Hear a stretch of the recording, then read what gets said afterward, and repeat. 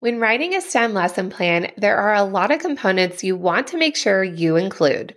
From the standards, resources, and what students will be creating, there is a lot to think about.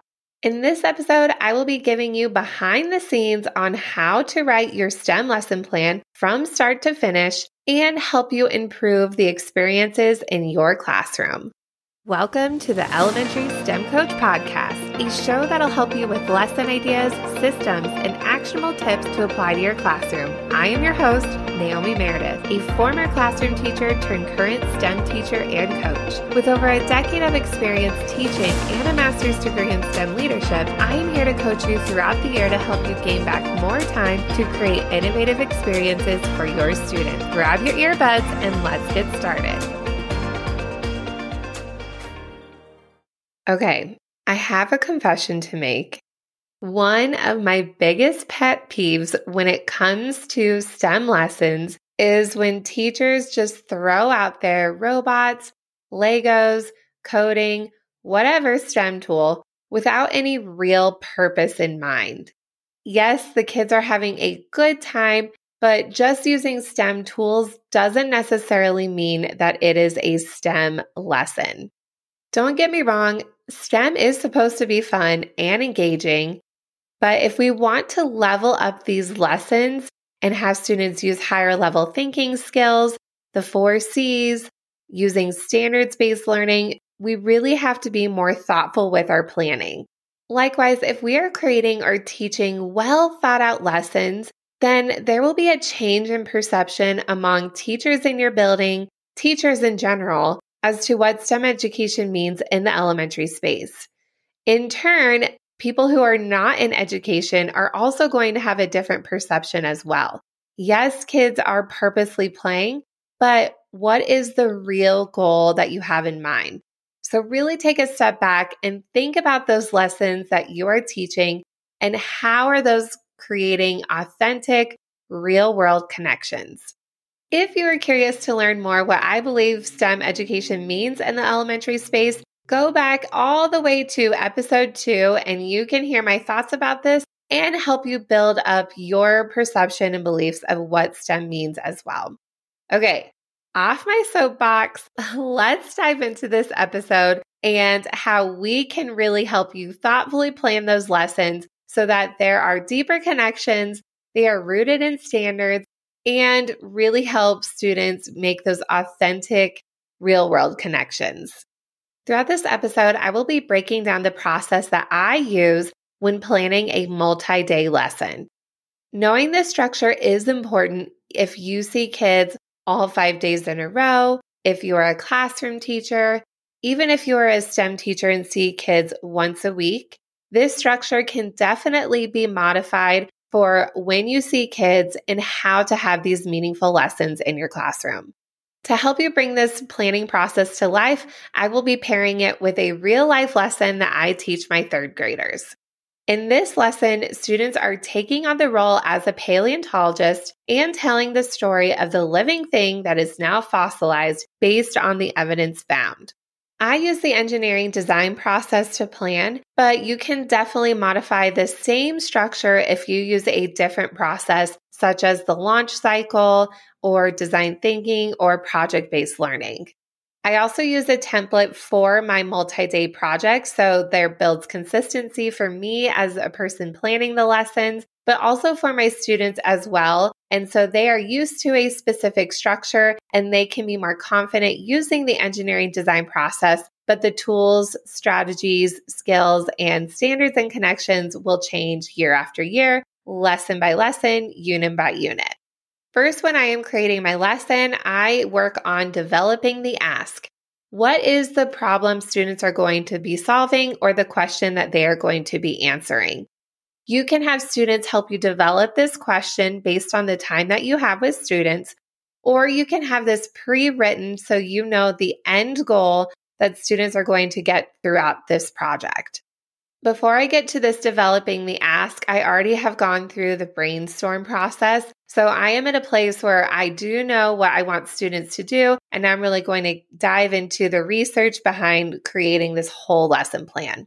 If you want to hear more about my brainstorming process and how I got here, make sure to go back and listen to episode 24. And I break down where I gather ideas and really go down through the line and get to where I am today, really getting into the lesson. I like to plan my units in my classroom around a theme. For my K through 5 theme, it is all about STEM careers and animation techniques.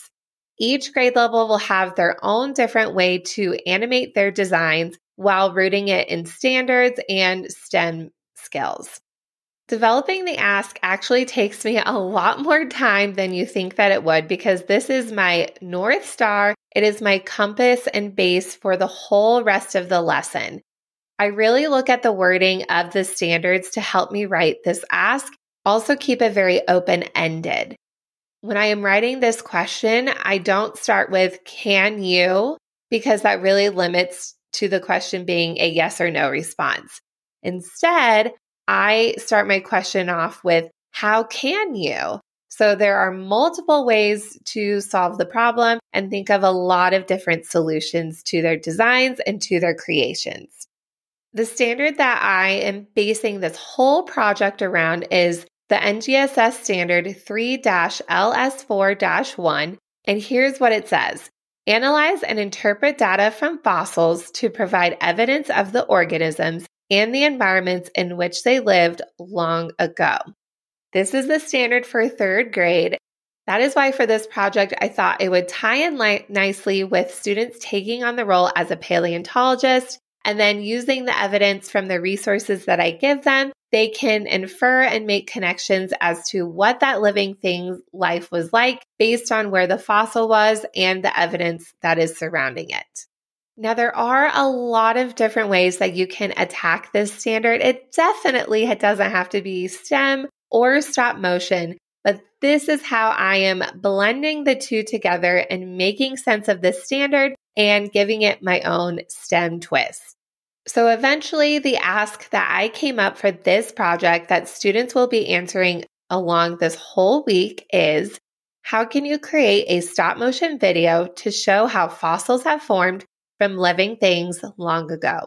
I will be tying in other standards as it relates to reading informational text, writing, speaking and listening, producing short audio, and even some math where students have to count the number of frames that they are using in their video to make sure that it's not moving too quickly. All of those standards are part of my research as well. I'm not going to list all of those out here for time, but just know that I'm using that NGSS standard as my big base, but I am connecting in that ELA and math standards as well. Next is planning out the imagine and plan stage.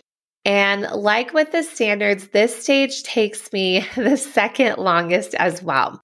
I want to make sure that I am giving resources to my students that are really helping them answer this question and finding the evidence and research that they need so they can produce a script and a storyboard that will then help them create their props and then eventually have their whole stop motion animation video.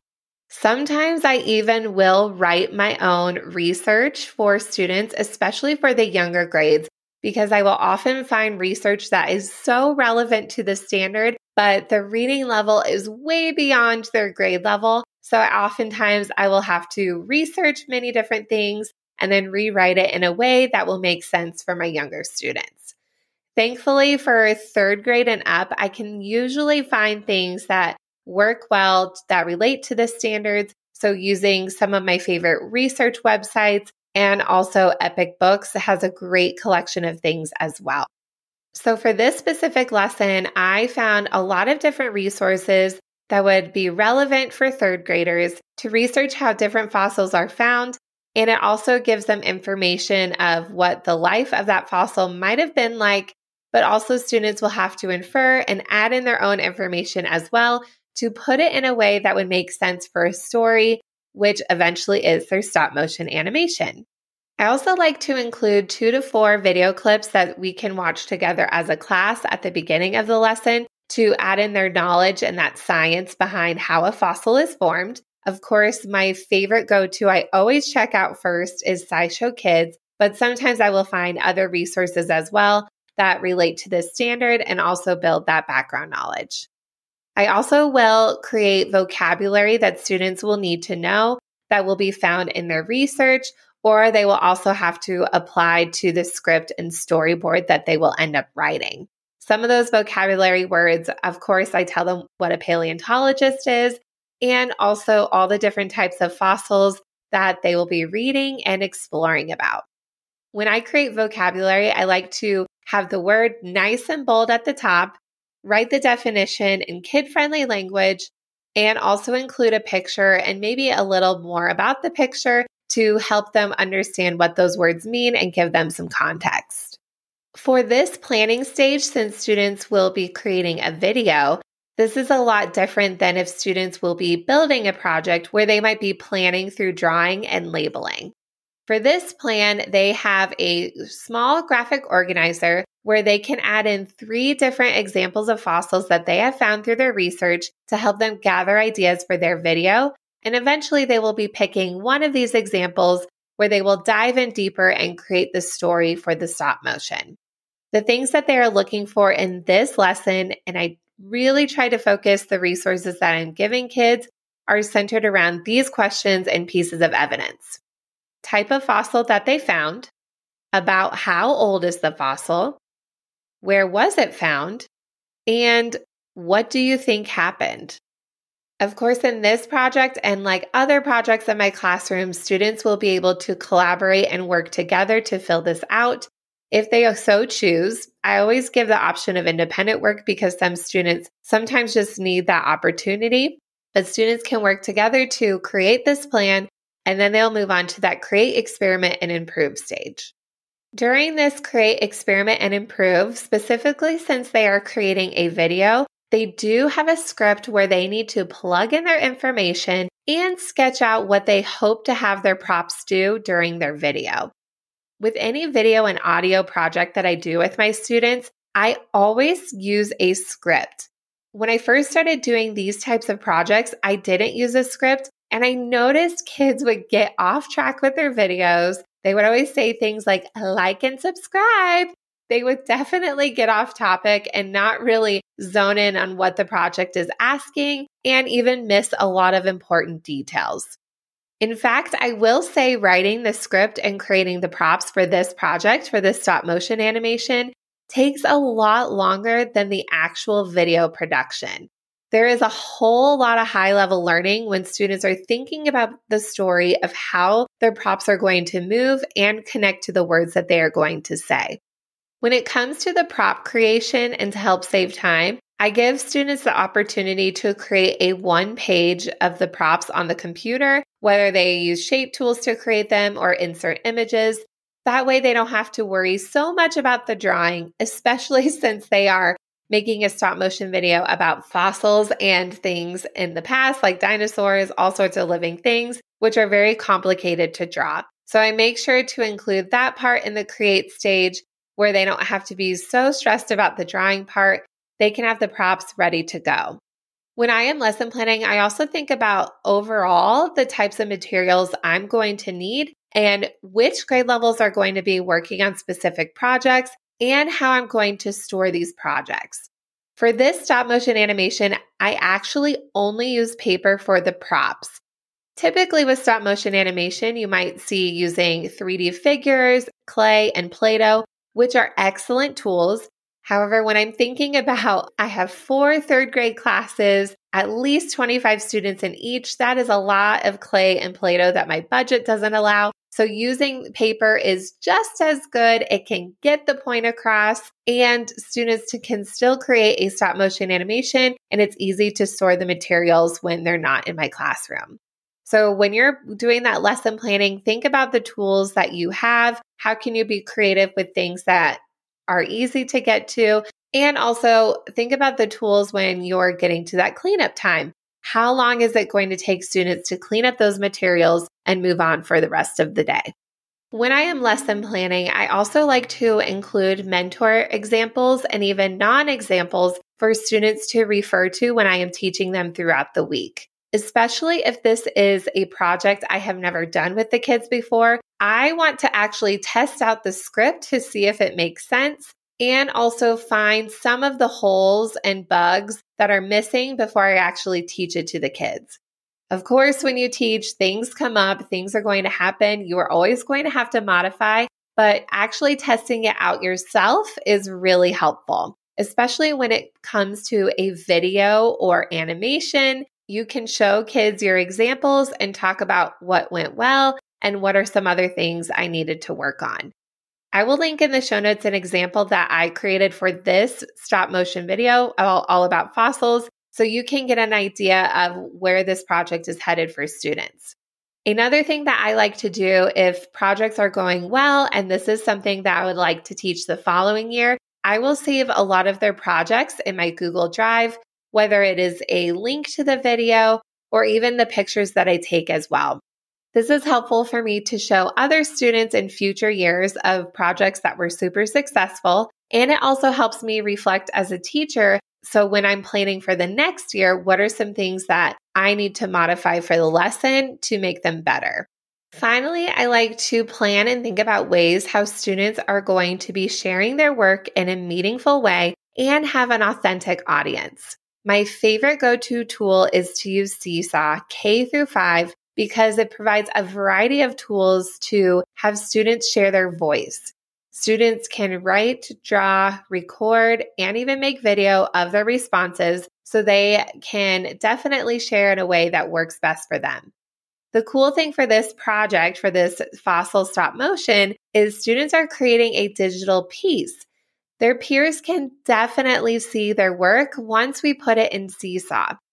With video projects, I also like to create a peer feedback rubric that is the same as the modification checklist or self-assessment rubric. It has the same qualifications, so it's really good for kids to self-evaluate using this checklist and also for their peers to look for those same things as well. For this project, when I was creating the feedback checklist, I wanted to make sure to include things that were about the specific video editing. So did they take 30 plus pictures so that the video doesn't go too fast? Is their camera still so that the light isn't flashing? Those elements about this specific video I added in their checklist. But then I also made sure to include things that talk about the actual standard. Does your video actually tell the story of a fossil and what its life was like long ago and actually answer the question that we are looking for? From there, I also create a student-friendly rubric that students can self-assess if we have time, or I can use the same rubric as well. Years ago, I took a workshop about rubric writing, and a thing that they mentioned when creating a rubric is to have the grade level expectations in the middle. So maybe it's a 4-point rubric. You have the 3 as the grade level expectations, all written out in that kid-friendly language. Then you have the below grade level expectations, like they're almost there, the 2s, have those all written out. But then the lowest, the 1 where they're missing things, is blank, where you can actually write in what they're missing, or students can write themselves what they're missing. And then the highest qualifier, the 4, if they are beyond grade level, students can write what they did that are beyond grade level expectations, or you can write in those things as well. Having a rubric planned out really helps you reflect as a teacher, especially for this project. I wanted to make sure that I am hitting all of those integrated standards, that I am providing the resources that make sense for this lesson, and that it really is answering that main NGSS standard.